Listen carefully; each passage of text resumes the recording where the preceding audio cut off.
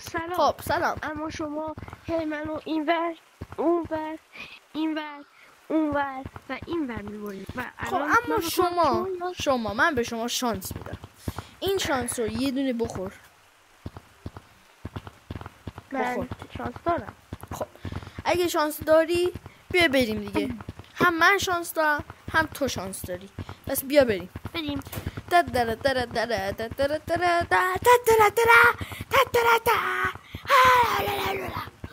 خب رسیدیم. اینجا یه موزه است. میخوای بریم اول موزه ببینی خودتو؟ نه باشه، اما من گفتم که بریم خونه. اما چی گفتین؟ شما چی گفتین؟ خب اینجا یکم دوباره فست فوروردینگ میشه. خب من میخواستم بگم که اینجا یه موزه است. میخوای اول بریم موزه رو ببینی یا نه؟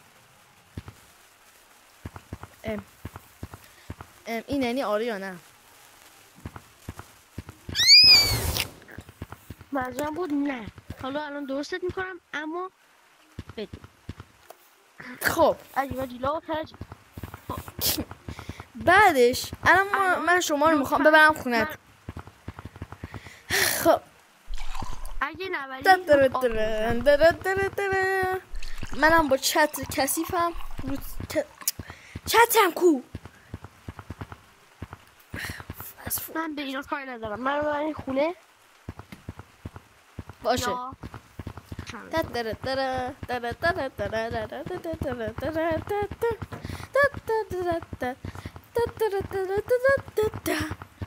اینجا هم خونه شماست. میخواین $20 پول بدین یا خب حالا لطفاً بیا دنبالم. یک چیزی من تو خونه‌تون پول دادم که واسهتون بذارم. بیا لطفاً دنبالم. بیا. مثلا من لباسم یه دقیقه در بیارم. زشته. یه دقیقه نگاه کنید. آخیش. خب بیا بریم. باید اسکرین بذاریم. ما باید گرین اسکرین بذاریم. بیا بریم. خب باشه بیا بریم. خب اینجا من لباسای نوروزم رو در میارم چون نوروز دیگه داره تموم میشه و نوروز شده. خب عید همه ایرانیا و نا ایرانیا مبارک. بله درسته، اما من یکم کوچولو شدم. بله درسته. عید همگی مبارک. عید شما مبارک. خب من اینجا ماهی سرخ افسین داشتیم اما کنید این یه همه دقیقه چیزه باشین تا آقای مهبود بهتون توضیح بده چی شده. اینجا سیبه. ای بابا. خب همونجور که داری میبینی اینجا سیبه. اینجا یه دونه سماقه. اینجا سیره. اینجا بیشتر سماقه. اینجا هم چیز میز. ای بابا چسبیدم به. ای بابا سب کن. عید شما مبارک. ای بابا سب کنی منو گیر انداخته. خب بعدش میخواستم بهتون بگم که اینجا خیلی باحاله. در واقع شاید فکر کنین نیستا اما خیلی باحاله. بله ایشون درست میگن. و این آقا به نام تیام میخواد یکم توضیح بده. تیام لطفاً توضیح بده. جلوی دوربین لطفاً توضیح بده در مورد عید. بگو در موردش. عید میکروفون هست؟ آره هست.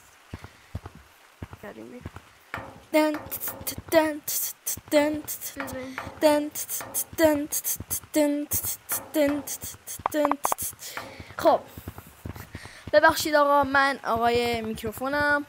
میکروفون دارم تو دستم من. این میکروفونه؟ بله بگی. عید یه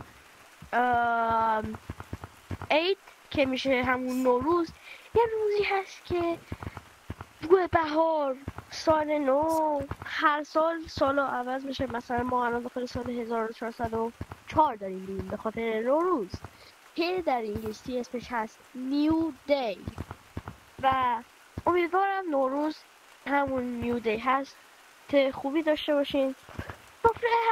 سفره نوروز یا همون سفره هفت سینی که ایرانی ها میگن، همین سفره است که 7 دشو 27 باید 7 تا میوه یا هر چیزی که 3 یا اس داشته باشه مثل تماق، سنجد، رمنو، نمیم سیر، حالا سیب، شم، سبزه مثلا جزی سبزی یه چیز خیلی مهمیه. ماهی هم میتونی بشی اگه میخوای. ماهی هم میتونی میذاری. آینه، ماهی هم هست. سنبول، شم. در واقع بعدش اینم از و فرش هم هست. 6 تا چیز هست که 7 تا چیز هست که اس نداره و 7 تا چیز باید باشه که 3 داشته باشه.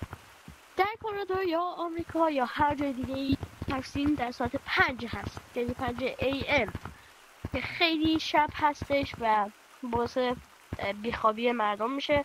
اما در عید ایران صبح یا شب هستش، نه دیری وقت، مثلا ساعت 8 یا مثلا ساعت 12 صبح. دقیقا.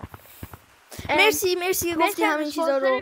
دست در نکنه. مرسی از اسپانسر ویدیو آقای آن بنانا یا همون بنانا چفز که لقب یوتیوبری رو دارن و خیلی آقای خوبی هستن، بعد موقع اسپانسر من میشن و امیدوارم خوبی رو داشته باشم. مرسی.